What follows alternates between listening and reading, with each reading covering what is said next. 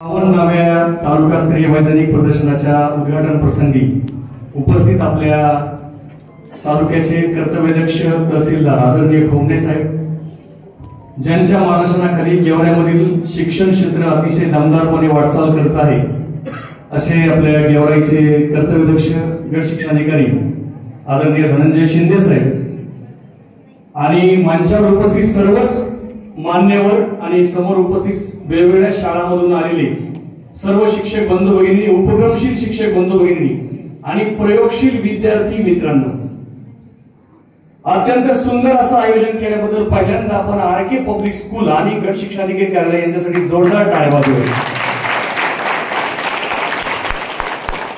अत्यंत सुंदर आणि दिमागदार आयोजन. विज्ञान प्रदर्शन कसं असावं, आदर्श विज्ञान प्रदर्शन कसं भरवावं, त्याची रचना कशी असावी, त्याची मांडणी कशी असावी, नियोजन कसं असावं, आणि मला वाटतं सूत्रसंचलन करणाऱ्या समीक्षा आणि आर्यासाठी सुद्धा जोरदार टाळ्या आपण वाजवूया.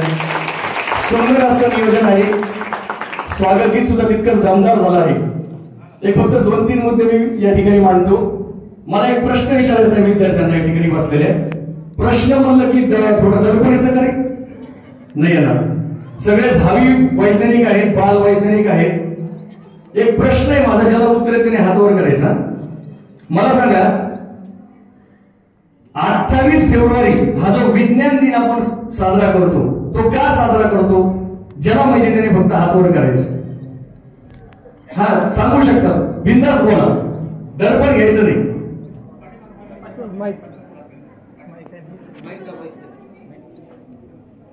हा बोला, येतो आवाज. हा, Raman effect. Clap for him. I know him.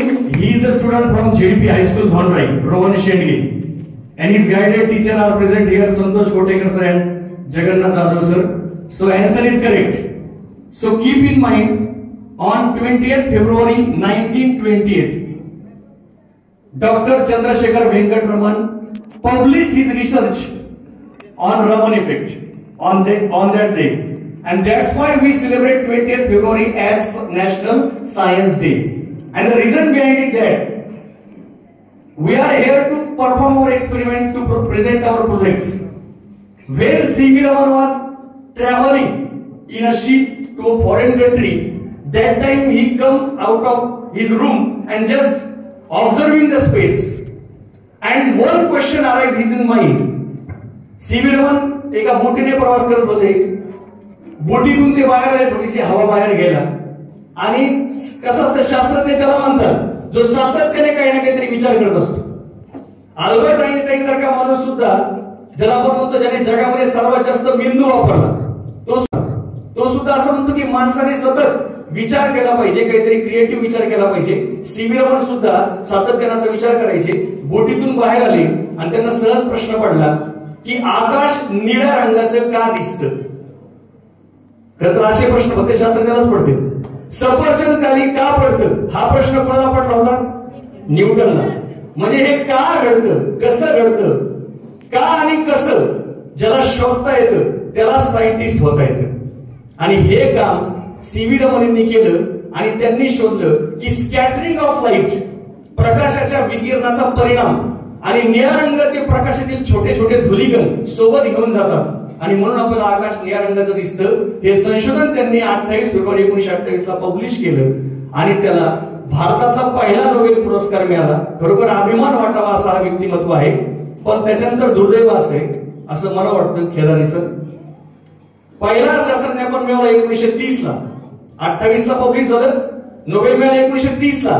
पण त्यानंतरची जर यादी पाहिली तर अजूनही एकाही भारतीय शास्त्रज्ञाला सर नोबेल पुरस्कार अजून मिळालेला नाही.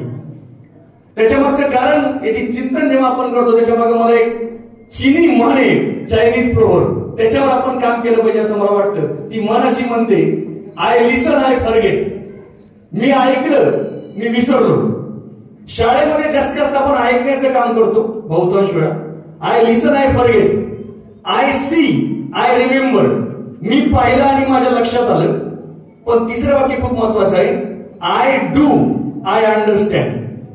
ऐकून माणूस केवढा घडत नाही, नुसतं पाहून माणूस तेवढा घडत नाही, पण जेव्हा तो प्रत्यक्ष कृती करतो तेव्हा माणूस घडतो, खऱ्या अर्थाने शास्त्र ठेवण्याची सुरुवात असते. म्हणून मला असं म्हणायचंय की आपण प्रयोग वाचणं, प्रयोग पाहणं यापेक्षा प्रयोग करणं, लर्निंग बाय डुईंग जेव्हा होईल तेव्हा खऱ्या अर्थाने ही जी उणीव आपली राहिलेली आहे ती खऱ्या अर्थाने पूर्ण होईल आणि शास्त्र निर्माण होतील.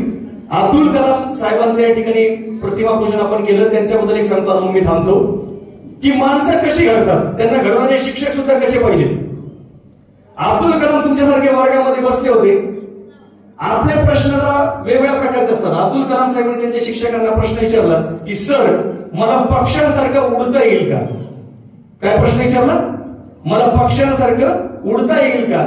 खरं तर आमच्यासारखे शिक्षक असतात ते म्हणलं सर असे प्रश्न विचारू नको, खाली बस. परंतु त्यांना चांगले शिक्षक मिळाले सर. आता बी आपले सगळे चांगले शिक्षक आहेत.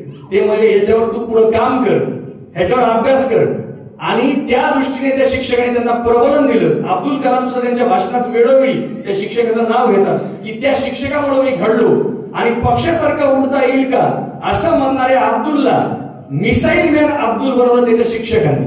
म्हणून शिक्षकाचा सुद्धा खूप मोठा वाटा या प्रदर्शनामध्ये असतो. आणि म्हणून